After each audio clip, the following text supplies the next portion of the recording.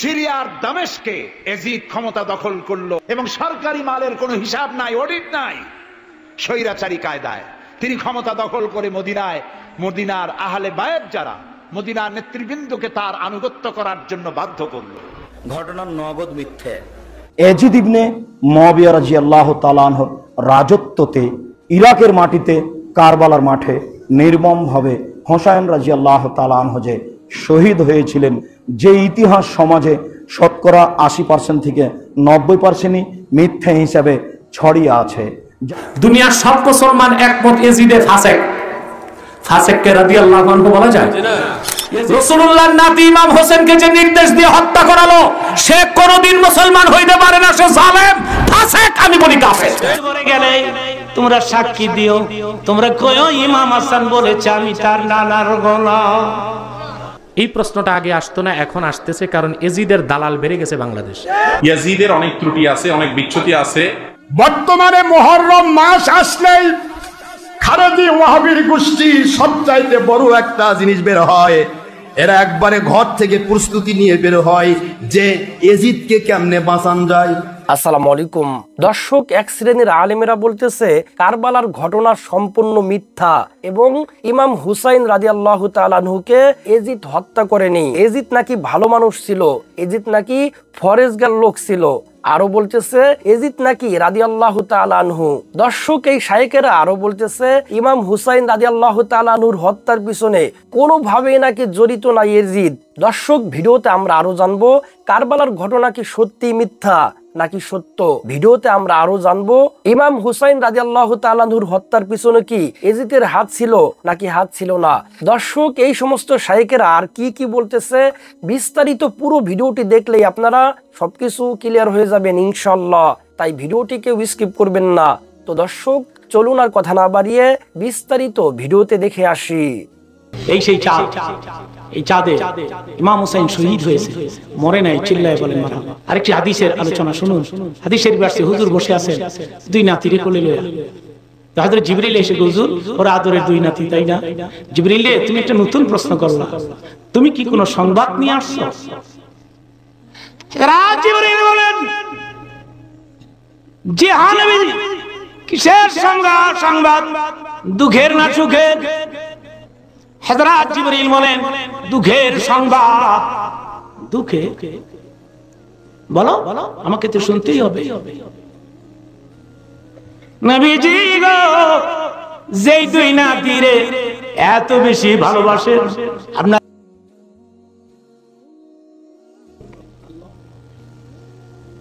জিবরিল রে, কেন শহীদ হবে?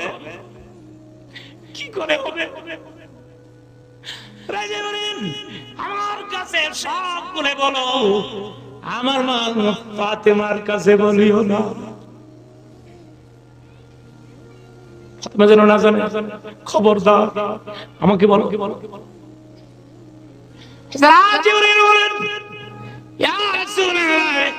আপনার বড় নাতিকে বিষ পান করানো হবে, বিষ পান করিয়া মাটিতে পড়ে যাবে, মাটির মধ্যে গইরাবে আর বলবে না না বলে কাঁদবে, দুনিয়ার থেকে বিদায় নিবে, আর আপনার ছোট নাতি কারবালার ময়দানে শহীদ হবে।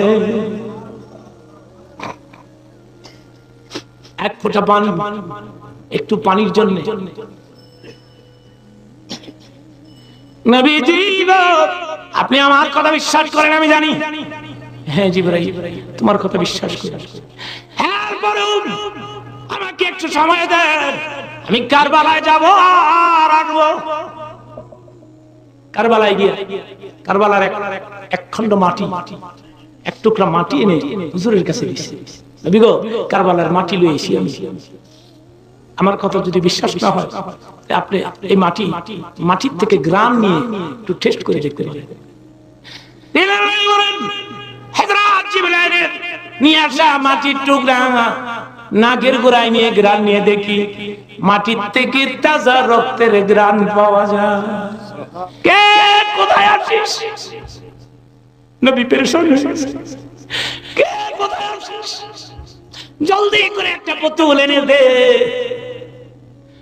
বোতলের ভেতরে মাটির টুকরা নিজের হাতে ধরিয়া মুখ বন্ধ করে দিয়ে নবীজি বললেন, আমার ফ্যামিলির লোকেরা এই বোতল যত্ন করে রেখে দে, যেদিন এই বোতলের ভেতরে মাটির টুকরা গলিয়া গলিয়া রক্তে পরিণত হতে থাকবে, তোমরা বুঝে নিবে আমার কলিজার টুকরা হুসাইন কারবালায় কোথায় আছিস। তাবুর মুখে দাঁড়ায়া চিৎকার মেরে ইমাম হুসাইন ঘোষণা দিলেন, তাবুর ভেতরে তোরা কারে বিদায় দে, কারবালায় কারবালায় আমার নানা আমার নিতে আসছে। কেউ কিছু বলে না, সব স্তব্ধ হয়ে গেছে তাবুর ভিতরে। দুধের বাচ্চা আলিয়াস কর শিশু স্ত্রী বাচ্চারে কোলে নিয়ে কয়, হুসাইন রে, কারবালায় যারা যায় আর তারা ফিরে না, আমি জানি তুমি কারবালায় গেলেও ফিরবে না। আমার দুধের বাচ্চা স্তন শুকিয়ে গেছে, এক ফোঁটা দুগ্ধ নাই। আমার বাচ্চা বারবার জিহ্বা বের করে দেয়, আমি একটু পানি পর্যন্ত আনিয়াসকে দিতে পারতেছি না। মস্কে পানি নাই, স্তন শুকিয়ে গেছে, দুগ্ধ নাই, কত কষ্ট।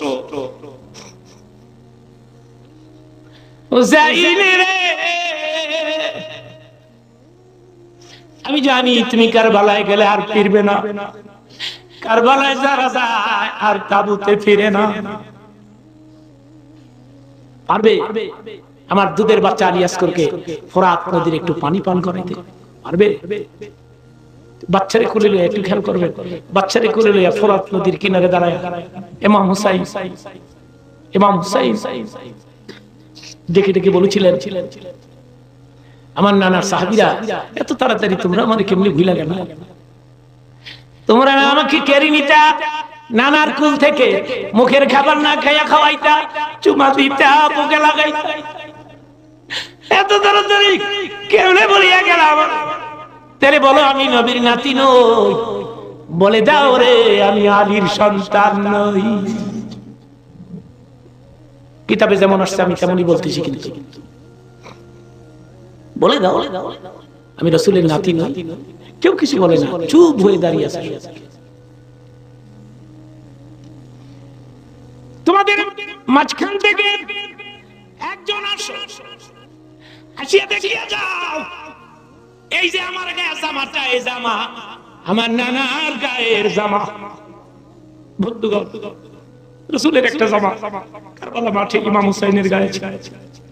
বিশ্বাস যদি না হয় রে, তাহলে আসো, আসিয়া জামার মধ্যে নাক লাগাইয়া গ্রান নিয়া দেখো, আমার নানা দেহের গন্ধ তোমরা পাবে। কেউ কিছু বলে না। এবার তিনি বললেন, আমি পানির জন্য আসি নাই, পানি দিলে আমি পান করব না, কারণ আমার সঙ্গে সাথী সব পানি অভাবে কারবালায় ঘুমিয়ে গেছে। আমারে পানি দিলেও তো এখন আমি আর পানি পান করব না। আমি এসছি, আমার কোলের দিকে নজর করে দেখ, দুধের বাচ্চা এক ফোঁটা পানির জন্য বিদায় হয়ে যাচ্ছে। ঠিক সে সময় এক ব্যক্তি ইমাম হোসেনকে টার্গেট করে একটা তীর মেরে দিল। তীর তো আসতেছে, ইমাম হোসেন মনে মনে ভাবলেন, জায়গা ত্যাগ করলে এরা ভাববে আমি মৃত্যুকে ভয় পাই। সিরিয়ার দামেস্কে এজিদ ক্ষমতা দখল করলো অগণতান্ত্রিক পদ্ধতিতে, এবং সরকারি মালের কোনো হিসাব নাই, অডিট নাই, স্বৈরাচারী কায়দায় তিনি ক্ষমতা দখল করে মদিনার আহলে বায়াত যারা মদিনার নেতৃবৃন্দকে তার আনুগত্য করার জন্য বাধ্য করলো। ইমাম হোসাইন যে মায়ের পেটে এসেছেন, যে পিতার পেটে জন্মে এসেছেন, যে নানার কোলে বড় হয়েছেন, তিনি কি এই দৃশ্য চোখে দেখতে পারেন? তিনি বললেন আমি কুফায় যাব। কুফার লোকেরা দাওয়াত দিল, তিনি কুফায় রওনা করবেন। মদিনার লোকেরা হাতে পায়ে ধরলো, কুফায় আপনি যাবেন না। তিনি বললেন আমি কোন ক্রমে এজিদের বশ্যতা স্বীকার করব না, আমি এর বিরোধিতা করবই।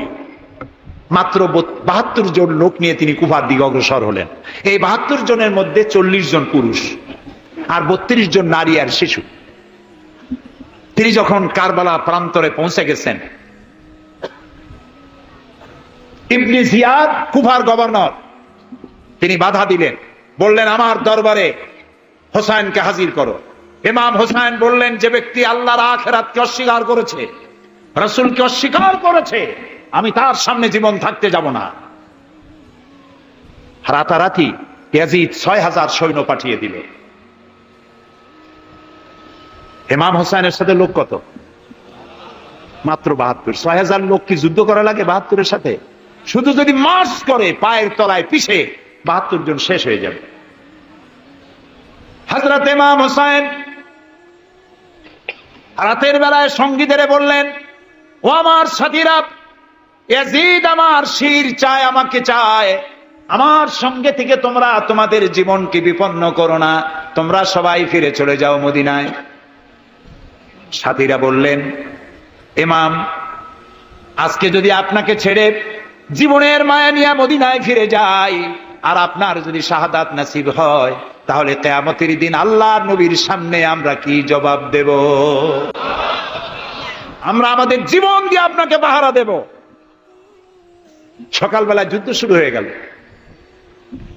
জোহরের নামাজ আসতে না আসতে 40 জন পুরুষ শাহাদাত বরণ করলেন। এখন একজন পুরুষ বেঁচে আছেন, ইমাম হুসাইন। তাঁবুর ভিতরে স্ত্রী এবং অন্যান্য মহিলাদের কাছ থেকে বিদায় নিতে এসেছেন। তোমাদেরকে আল্লাহর হাওয়ালা করলাম, আমি যুদ্ধে চলে যাচ্ছি। আমার চোখের সামনে আমার নানাজির দান্দান মোবারক শহীদ হওয়া ইসলাম, সাহাবীদের রক্ত দেওয়া, জীবন দেওয়া ইসলাম, খেলাফত মিটে যাবে পৃথিবী থেকে, রাজতন্ত্র প্রতিষ্ঠা হবে। আমার জীবন থাকতে আমি তা হতে দেব না। কলিজার টুকরা সন্তানকে 2 হাতে উঁচু করে এজিদি সৈন্যদের সামনে এসেছেন।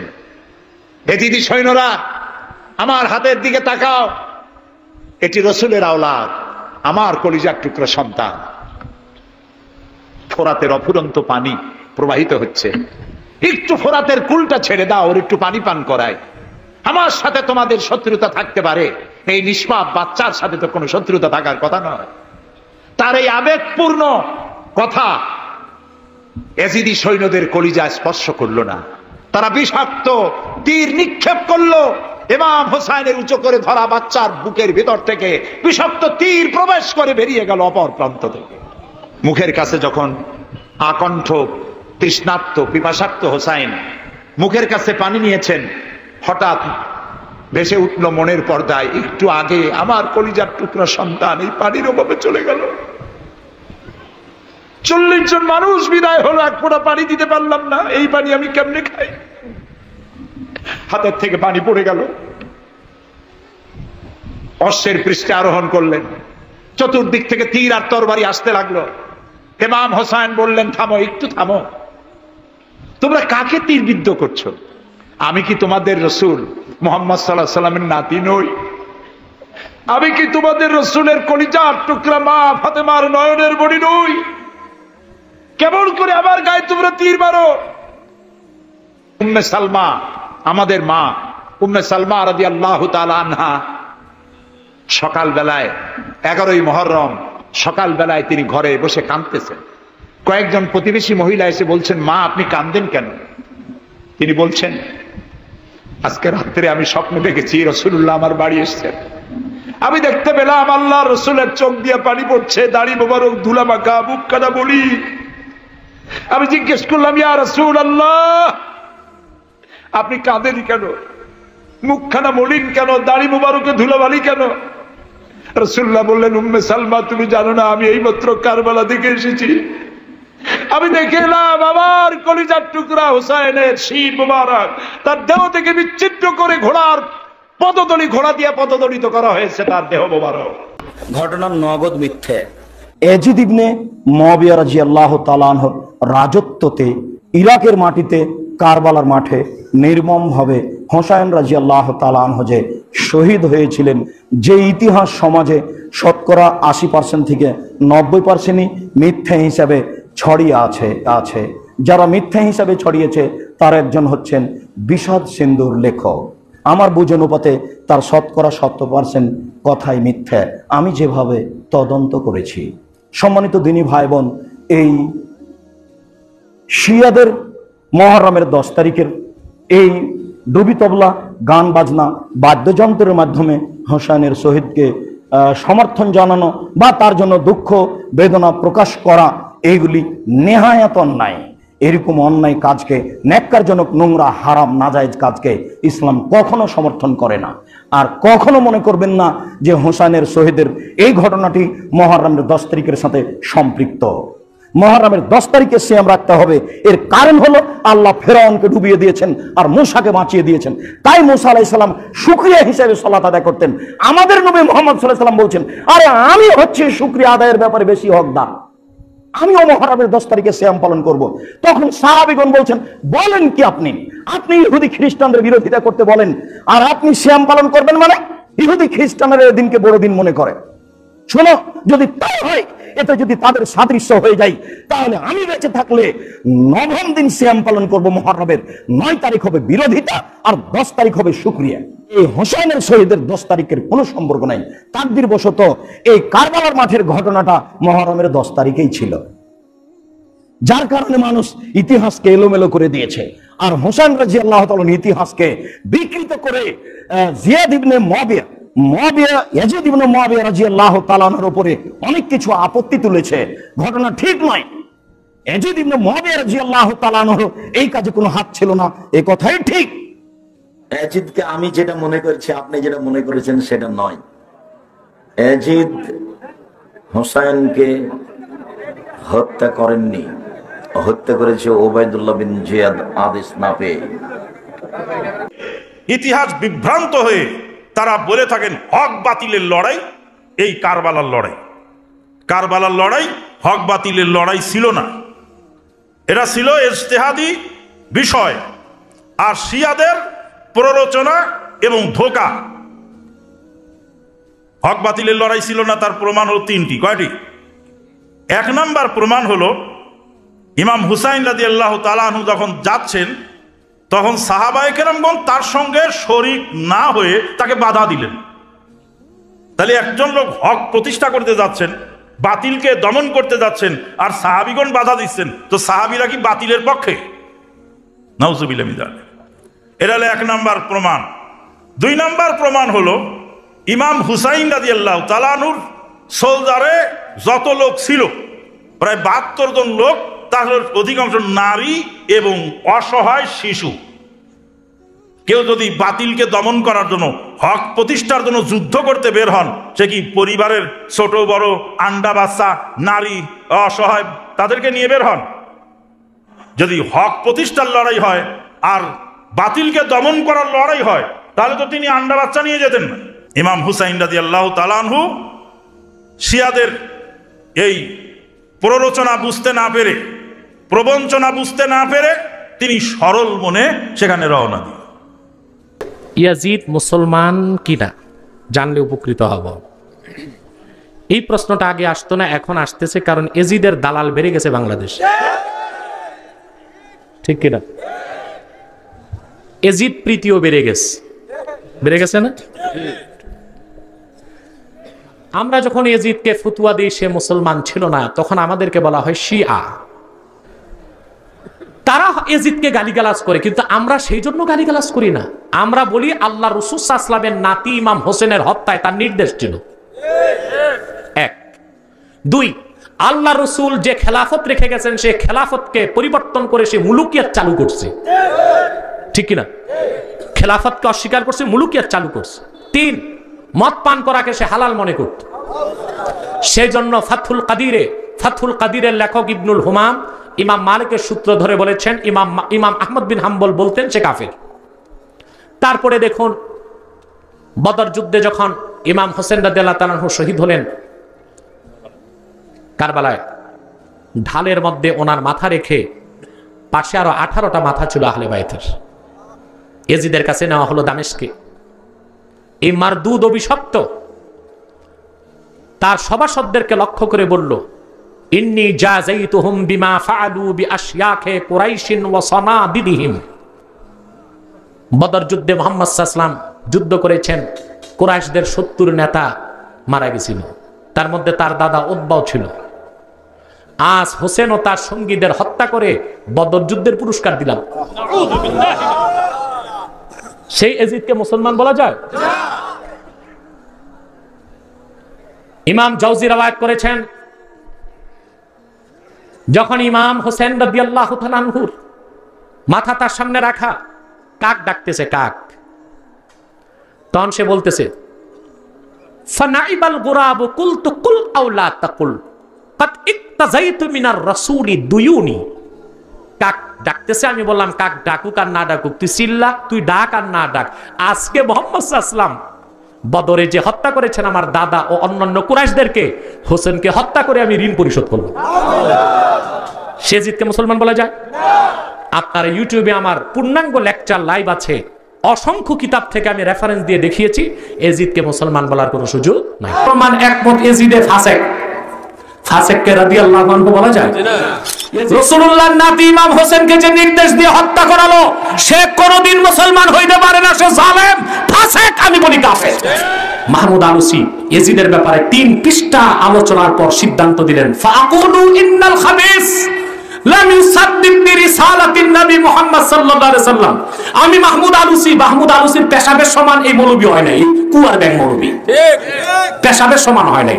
মাহমুদ আলুসি আমাদের হানাফিদের সবচেয়ে বড় মুফাসসির। তিনি 309 পৃষ্ঠায় 25তম খণ্ডে লিখেন, আমি আলুসি ব্যাপক গবেষণার পরে দেখলাম ইয়াজিদ আল্লাহ রাসূলের রিসালাতকে বিশ্বাস করত না। এখন বলেন তাকে মুসলমান বলা যায়? ওই এজিদ রে রাদিয়াল্লাহু আনহু বলল এটা ইমাম হোসেনের শত্রু। বর্তমানে মুহররম মাস আসলেই খারেজি ওয়াহাবির গোষ্ঠী সবচাইতে বড় একটা জিনিস বের হয়। এরা একবারে ঘর থেকে প্রস্তুতি নিয়ে বের হয় যে এজিদকে কেমনে বাঁচান যায়। কথা বলে এজিদের পক্ষে তোষামদ, এসিমে এজিদের পক্ষে খোশামদে, ওদের কথার মধ্যে ওয়াজের মধ্যে সব যায় খালি এজিদ আর এজিদ। এজিদ ভালো মুসলমান ছিল, নাউযুবিল্লাহ কোন। এজিদকে কাফের বলা যাবে না, এজিদকে হিমক করা যাবে না। এজিদ রহমতুল্লাহ আলাইহি তিনি এক যুদ্ধে গিয়েছিলেন, ওই যুদ্ধে যারা শরীক হবে, আল্লাহর নবী না কি বলেছেন, ওই যুদ্ধে যারা শরীক হবে তারা জান্নাতি। এরে বেটা, আমার নবীজি তো অসংখ্য কথা বলেছেন, যারা আমার নবীজির আওলাদদের দুশমন তারা জাহান্নামী। আমার নবীজি বলেছেন, লিয়াগিজ বিহিমুল কুফার। আমার সাহাবায়ে কেরামের দুশমনী যারা করে তারা মুসলমান থাকতে পারে না, তারা কাফের। কাফের ছাড়া সাহাবীর দুশমনী কেউ করে না। এটা আমার নবীজির ওহিয়ে মাতলু, একবারে পরিষ্কার কথা কোরআন শরীফের সূরাতুল ফাত 26 নম্বর পারা, 48 নম্বর সূরা, 29 নম্বর আয়াত, শেষের আয়াতের আয়াতাংশ। আমার আল্লাহ বললেন সাহাবায়ে কেরামের দুশমনী যারা করবে, ওরা যত বড় দরজার মৌলবী, মুন্সি বা মুজাহিদ যা কিছু দাবি করুক না কেন, ওরা কাফির। এখন আল্লাহ বললেন কাফির যারা, হুম কি ফি নারি জাহান্নামা খালিদিনা ফিহা, সমস্ত কাফিরেরা অনাদি অনন্তকাল তারা জাহান্নামের আগুনে জ্বলবে। এখন এজিদ বলো তো তোমরা, আমার নবীর সাহাবী হুসাইন নাকি এজিদ সাহাবী? আরে কথা বলেন, জোরে বলে। হুসাইন রাদিয়াল্লাহু নবীর সাহাবী শুধু নয়, হুসাইন রাদিয়াল্লাহু আমার নবীর আওলাদ, সুবহানাল্লাহ বলেন। নম্বর নবীজির আওলাদ। তৃতীয় নম্বর, তিনি সাইয়্যিদা শাবাবি আহলিল জান্নাহ, জান্নাতের সকল সমস্ত যুবকদের সরদার। তার মানে জান্নাতে বোধহয় বুড়া থাকবে। সরদারের নাম হাসান এবং হোসাইন। প্রতি খুতবার মধ্যে খারেজির গোষ্ঠীও পড়ে, ওহাবির গোষ্ঠীও পড়ে, তবলিগির গোষ্ঠীও পড়ে, সুরমুনায়ের গোষ্ঠীও পড়ে, হেফাজতের গোষ্ঠী পড়ে, কওমির গোষ্ঠী পড়ে, লামাযহাবির গোষ্ঠী পড়ে, সবাই তো খুতবার মধ্যে পড়ে সাহাবায়ে কেরাম রাদিয়াল্লাহু তাআলা আনহুমদের ব্যাপারটা নিয়ে। শুধু এইটুকু কেন চিন্তা করো না, আল্লাহ আল্লাহ আল্লাহকে ভয় করো, ইত্তাকুল্লাহ ইত্তাকুল্লাহ, আল্লাহকে ভয় করো। ফি আসহাবি, আমার সাহাবায়ে কেরাম ব্যাপারে সাবধান হয়ে যাও। কি আছে না, আহাব্বাহুম ফাবি হুব্বি আহাব্বাহুম, যে ব্যক্তি সাহাবায়ে কেরামকে ভালোবাসলো, ওরা আমাকে ভালোবাসার কারণেই ভালোবাসলো। ওমান আবগদাহুম ফাবি বুগজি আবগদাহুম, খুতবার মধ্যে যা পান কি পান না, এইটা প্রত্যেকটা খুতবায় রয়েছে, সহিহ হাদিসের ইবারত। আল্লাহর হাবিব বললেন, সাহাবায়ে কেরাম ব্যাপারে তোমরা সাবধান হও। তাদের বিরুদ্ধাচারণ যারা করলো, তারা আমি নবীর দুশ্মন হওয়ার কারণে তাদের দুশ্মনী করলো। আরে হযরতে হুসাইন তার ইচ্ছা করলে মন ভরে পানি পান করতে পারতেন, কেউ বাধা দেওয়ার ক্ষমতা ছিল না, কারণ তার সামনে এট এ টাইম যে 8000 লোক আসে। তীর নিক্ষেপ করা ছাড়া সরাসরি সম্মুখ যুদ্ধে হুসাইনের সাথে পারার মতো কোনো সন্তান ছিল না। আল্লাহু আকবার বলে সুরের মতো দূর থেকে তীর মেরে ছাড়া হুসাইন বাহিনী একজন মুজাহিদের কাছে কেউ টিকে নাই, যে এসেছে তাই খতম করেছে। এত বড় বীর পালোয়ান হুসাইন, সেই হুসাইন রাদিয়াল্লাহু তাআলা আনহুর কোলের মধ্যে হযরতে আলী আসগর রহমতুল্লাহ আলাইহি আওলাদে রাসূল নাদুস নাদুস চেহারার এই মানুষটিকে একটু পানি পান করাবে। সমস্ত মানুষগুলি দেখতেছে, যেই মাত্র পানি নিয়ে তার মুখে দেবে, এজিদ বাহিনী তীর নিক্ষেপ করলো। হযরতে আলী আসগর রহমতুল্লাহ আলাইহির কলিজা ছেদ হয়ে পিছন দিকে বের হয়ে গেল। এই দৃশ্য পৃথিবীর কোন কাফিরের পক্ষ থেকে নাই, মাসুমের প্রতি পৃথিবীর কেউ কখনো অনাদর দেখায় নাই। এজিদ বাহিনী যে কাফেরের চেয়েও খারাপ, এটাই তার বলিষ্ঠ প্রমাণ। এদের কাফের বললে তো আল্লাহ মাইন্ড করবে, কাফেররাও মাইন্ড করবে। আমরা তো এরকম পৈশাচিক ব্যবহার পৃথিবীর কারোর সাথে কোনো শত্রুর সাথে আমরা করি নাই। এরা কি করে করলো? আমার নবীজির দৌহিত্র, তিনি জান্নাতের সকল মানুষের সর্দার। জান্নাতের নেতার কাছে যদি তুমি আসামি হও, তুমি কি করে জান্নাতে যাবে বেটা? নামাজ পড়ে কও, তুমি বলো। নামাজ রোজা হজ জায়গা সব পড়ে গেছো, ঢুকে গেছো। নেতা কয় তোকে আমি চিনি না, তুই তো আমার বিরোধী, তুই কে রে, ভাগ। আমার আল্লাহ কয় হোসেন এই ভাগানের জন্য ঢুকাইছি, বের করে দেন, ওকে বের করে দেন। আমি তো জান্নাতের রাজত্ব দিয়েছি আপনাদের দুই ভাইয়ের হাতে। সাইয়্যিদা শাবাবি আহলিল জান্নাহ, জান্নাতের সমস্ত যুবকের সরদার। সুবহানাল্লাহ। আর মহিলা জগৎ, আপনার আম্মা ফাতিমাতুজ জোহরা, ওহিয়া ফাতিমাতুজ জোহরা সাইয়্যিদাতু নিসাই আহলিল জান্নাহ। কোন মহিলা ইয়াজিদের পক্ষ নিয়ে জান্নাতে যেতে চাও?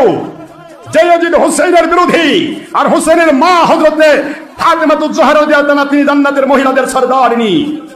কি করে তুমি হোসেনের বিপক্ষে গিয়ে এজিদের রহমতুল্লাহ আলাইহি লাগাইয়া তোমার ইবাদত দিয়ে জান্নাতে যাও? সেদিন দেখা হবে ইনশাআল্লাহ। আমি আপনাদের খেদমতে আরজ করতে চাই, এই খারেজি ওয়াহাবির বাচ্চারা, এরা যে বাতিল ফেরকা, এটাই তার প্রকৃষ্ট প্রমাণ বের হয়ে যায় ধীরে ধীরে। এরা তাদের কেতাব লিখেছে, তাদের মুখ দিয়ে ওয়াজ করতেছে। বেঈমান, নির্লজ্জ, বেহায়ার জাত, কোন রকমের লজ্জা নেই। যার লজ্জা নেই তার ঈমান নেই, যার ঈমান নেই তার লজ্জা নেই। এটা ফাতাকাল হায়া ফাফাল মা শাইতা, আমার রাসূলের পরিষ্কার সহিহ হাদিসে ইবারত। যার লজ্জা শেষ হয়ে যায়, ওর দ্বারা যা ইচ্ছা তাই সম্ভব। লা ঈমান লাহু লিমান লা হায়া লাহু, লা হায়া লাহু লিমান লা ঈমান লাহু। তার ঈমান নাই, যার লজ্জা নাই, যার লজ্জা নাই তার ঈমান নাই। ওয়াহাবি, খারেজি, যাবতীয় বাতিল পাত্র ফেরকা, আজও যারা হুসাইনের বিরুদ্ধে এজিদকে রহমতুল্লাহ বানাতে চাও, এজিদের পক্ষে তোমরা বলতে চাও, তোমাদের লজ্জা নাই, তোমরা কাফেরের চেয়েও নিকৃষ্ট জাত। তোমাদের চিন্তা করা দরকার ছিল, যে এজিদের পক্ষ নিলে আমি কোথায় চলে যাব। এজিদের পক্ষ কথা বললে সে ব্যক্তিটা আলটিমেটলি হুসাইনের বিরোধী হয়ে যাচ্ছে। একদিকে এজিদ মদারু, বলেন, মদে আসক্ত, মদ্যপায়ী, বানুর পূজারী, বানুর খেলাকারী। আরেকদিকে এজিদ মহিলার কাছে আকৃষ্ট, কুলাঙ্গার, পাপিষ্ঠ। তারপরেও আমার নবীজির দুশ্মন, সাহাবীর দুশ্মন, আওলাদে রাসূলের দুশ্মন, আওলাদে রাসূল এবং সাহাবীকে খুনের অর্ডারকারী। খুনের অর্ডার যে করে, আপনারা এই বছরে 1 লাখ টাকা দিব, খুন করে দে, ঠিক আছে না? আপনারা জানেন না ইতিহাসে গুলি? মিস্টার ওবায়দুল্লাহ বিন জিয়াদের পরিচয় খায়। মিস্টার ওবায়দুল্লাহ বিন জিয়াদ হচ্ছে ইয়াজিদের আপন শালক। ওবায়দুল্লাহ বিন জিয়াদের বোনকে সে বিয়ে করেছে।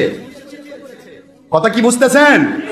আর ওবায়দুল্লাহ বিন জিয়াদের জিয়াদের যে মা, এইটাই ছিল আমার নবীজি পাক সাল্লাল্লাহু আলাইহি ওয়াসাল্লাম ওনার খাস বিরোধী হযরতে আলী রাদিয়াল্লাহু তাআলা আনহু, আমার নবীজির আপন চাচা হামজা রাদিয়াল্লাহু তাআলা আনহু, আলী তো জামাতে সাহাবী, আমার নবীজির আপন চাচা হামজা রাদিয়াল্লাহু তাআলা আনহু ওনার এই কলিজা বের করে, কলিজা সিবাই ছিল যেই বেহায়া মহিলা, এই বেহায়া মহিলার বংশধর হলো এজিদের এই বইয়ের গোষ্ঠী। কথা কি বোঝা যায়?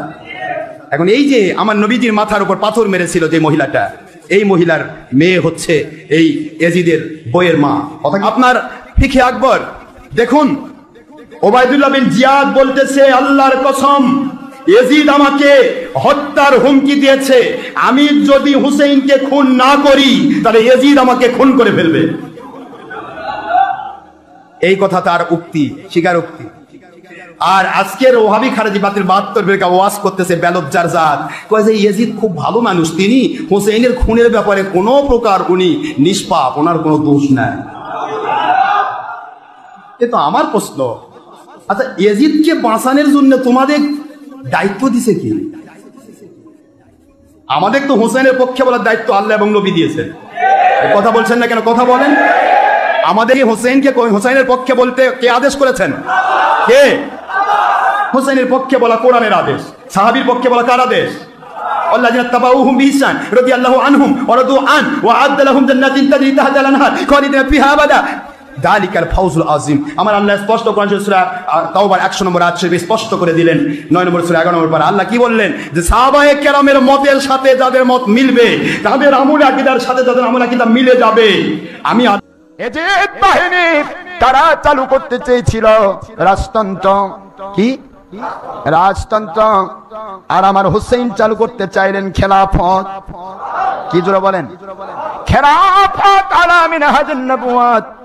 হুসেইন রাদিয়াল্লাহু তাআলা আনহুকে ঘোষণা দেওয়া হলো, ও হুসেইন আপনি হলেন নবীজির দৌহিত্র। হুসেইন রাদিয়াল্লাহু তাআলা আনহু যে আমার নবীজির দৌহিত্র, এবং আমার নবীজি পাক জবান মুবারকে বলেছেন হুসেইন রাদিয়াল্লাহু আনহু ওনার মধ্য দিয়ে আমার বংশ জারি থাকবে। বিশ্বনবী হাসান হুসাইনকে সব সময় দেখতে যেতেন, হাসান হুসাইনের সাথে খেলা করতেন। বিশ্বনবী বলতেন হাসান হুসাইন হচ্ছে রাইহানাতাইন, আমার সুগন্ধি, আমার পারফিউম। ওনাদের শরীর থেকে বিশ্বনবী ঘ্রাণ নিতেন। হাসান হুসাইনের দেহের এমন কোন জায়গা নাই যে জায়গায় বিশ্বনবী তার ঠোঁট মোবারক দিয়ে চুমা দেয় নাই। সুবহানাল্লাহ। আবার হাসান আর হুসাইনকে আনন্দ দেওয়ার জন্য বিশ্বনবী, সব নবীদের নবী, গোটা বিশ্বের সব চাইতে সেরা মানুষটা ঘোরা হয়ে আসতেন। হাসান হুসাইন বিশ্বনবীর কাঁধের উপরে বসে বিশ্বনবীর চুল ধরে ঘোরা করে করে খেলতো। সুবহানাল্লাহ। কি নবী ছিল! বিশ্বনবী দুর্ভিক্ষের বছর হাসান হুসাইনকে দেখতে গেল। মদিনায় খাবার নাই, পানি নাই, ছাগল আর উটের ওড়ানে দুধ নাই, সবাই ক্ষুধার্ত, ক্লান্ত, শ্রান্ত, পিপাসার্ত। বিশ্বনবী যখন গেলেন মসজিদে নববীতে জোহরের নামাজে জামাত ইমামতি করে বিশ্বনবীর কন্যা ফাতেমার ঘরে গেলেন। হাসান হুসাইন শুয়েছিল, ছোট্ট মানুষ। নানাজির পায়ের আওয়াজ শুনে দৌড়ে এসে বিশ্বনবীকে ঝাপটে ধরলেন। ও নানাজি, কত ভালোবাসি আপনাকে, আপনি আমাদেরকে কত ভালোবাসেন, গতকাল দেখতে আসেন নাই কেন? আজকে সারাদিন শেষে জোহরের পরে আমাদেরকে বুঝি দেখতে আসার সময় হলো? বিশ্বনবী বললেন, ও হাসান, রাষ্ট্রীয় কাজে ব্যস্ত ছিলাম, গতকাল দেখতে আসে নাই। তাতে কি হয়েছে? আজকে জোহরের নামাজের পরে তো দৌড়াদৌড়ি করে চলে এসেছি। হাসান এবার বিশ্বনবীর হাত ধরে বললেন, নানাজি আপনার কাছে একটা বিচার দিব, বিচারটা ঠিক মতো করবেন কিনা আগে কমিটমেন্ট দেন। বিশ্বনবী বললেন, অবশ্যই বিচার করে দেব। ইনসাফপূর্ণ বিচার করার জন্য রব্বুল আলামিন আমাদের দুনিয়াতে পাঠিয়েছেন, আমি বিচার না করলে কে করবে? হাসান বলল, নানাজি বিচারটা আর কারো নামে বিচার নয়, আপনার মেয়ের নামে বিচার, আপনার মেয়ে ফাতেমার নামের বিচার। বিচারটা হলো আপনার মেয়ে আমাদেরকে খাবার দেয় না কেন? আপনার মেয়ে আমাদেরকে কিছু খেতে দেয় না কেন? গতকাল বলেছিল খাবার দিবে বলে কি যেন রান্না করে, আসলে খাবার তো কিছু নাই। চুলার মধ্যে পাতিল দিয়ে পাতিলের মধ্যে পানি ঢেলে পানির ধোঁয়া উড়ায়, ছোট্ট দুইটা বাচ্চাকে বুঝ দিয়ে ঘুম পাড়ায়। হাসান আর হুসাইন বলল, নানাজি গতকাল আমাদেরকে বললো খাবার দিবে, ঘুমিয়ে যাও, ঘুম থেকে উঠলে খাবার দিব, ঘুমালাম, রাত্রিবেলায় খেতে খেতে খাবার চাইলাম, আপনার মেয়ে খাবার দেয়। আবার বললো ঘুমিয়ে যাও, সকালে দিব। আমরা দুই ভাই ঘুমিয়ে গেলাম। সকালবেলা খাবার চাইলাম, খাবার দেয় নাই। আবার ঘুম পাড়ালো, আবার খাবার চাইলাম, খাবার দেয় নাই। আমরা তো সহ্য করতে পারি না নানাজি, আমরা ছোট্ট দুইটা মাসুম বাচ্চা, আর সহ্য হয় না ক্ষুধার জ্বালা। আপনি বিচার করেন, আপনি একটা সুরাহা করেন, আপনি আপনার নিজের মেয়ের বিচার করেন। কেন আপনার মেয়ে ফাতেমা আমাদের সাথে এমন করে? কেন ফাতেমা আমাদেরকে খাবার দেয় না? বিশ্বনবীর মুখ দিয়ে কোনো কথা বেরোয় না, ধা ধা করে শুধু বিশ্বনবীর চোখের পানি ছাড়েন। বিশ্বনবী হুসাইনকে ডেকে বললেন, ও হুসাইন কাছে আয়। কাছে আসার পরে বিশ্বনবী ওনার সামদেশের দুই পাটা উপরের দিকে তুললেন। বিশ্বনবী হুসাইনকে ডেকে বললেন, হুসাইন রে নজর করে দেখ, আমার পেটের মধ্যে 3টা পাথর বাঁধা। একদিন খাবার না পেয়ে তোদের দুই ভাইয়ের সহ্য হয় না, আর আমি বিশ্বনবী গত 3 দিন আমার পেটে কোনো দানা পানি পড়ে নাই। গত 3 দিন যাবত আমি কিছু খেতে পারি নাই রে হুসাইন। একদিনের ক্ষুধার কষ্টে তোদের যদি এত জ্বালা হয়, আমার 3 দিনের ক্ষুধার কষ্ট বেশি। আজীবন বিশ্বনবী এরকম কষ্ট করেছেন। তায়েফের ময়দানে পাথরের আঘাত খেয়েছেন, উহুদের ময়দানে দাঁত ভেঙে ঝরঝর করে রক্ত পড়েছে। শিয়াবে আবি তালেবে 3 বছর জেল কেটেছেন। প্রথম বছর খেয়েছেন খাসির গোশত। প্রথম বছর শেষে আর কোনো খাসি নাই, সব খাসি শেষ। এবার খাসির চামড়াগুলো পানিতে। সম্মানিত দর্শক শ্রোতা, আশা করি পুরো ভিডিওটি দেখেছেন এবং আলেমেরা কি মন্তব্য করেছে আপনারা বুঝতে পেরেছেন। এই আলেমদের মধ্য থেকে যাদের মতামত সহিহ কুরআন হাদিস এবং দলিল ভিত্তিক মনে হবে, সেটি আপনারা আপনাদের বিবেক দিয়ে গ্রহণ করবেন। তো দর্শক, কোন কোন আলেমের মতামত আপনাদের কাছে সহিহ কুরআন হাদিস এবং দলিল ভিত্তিক মনে হয়েছে, আপনাদের মন্তব্য অবশ্যই কমেন্ট সেকশনে জানিয়ে দিবেন। তো আজকের এই ভিডিওটি এ পর্যন্তই। ভিডিওটি ভালো লাগলে লাইক এবং শেয়ার করে দিয়েন। আর হ্যাঁ, নিত্য নতুন ইসলামিক ভিডিও পেতে চ্যানেলটি সাবস্ক্রাইব করতে ভুলবেন না। ভালো থাকুন, সুস্থ থাকুন, এই দোয়া রইল। বেঁচে থাকলে দেখা হবে পরের ভিডিওতে। আল্লাহ হাফেজ।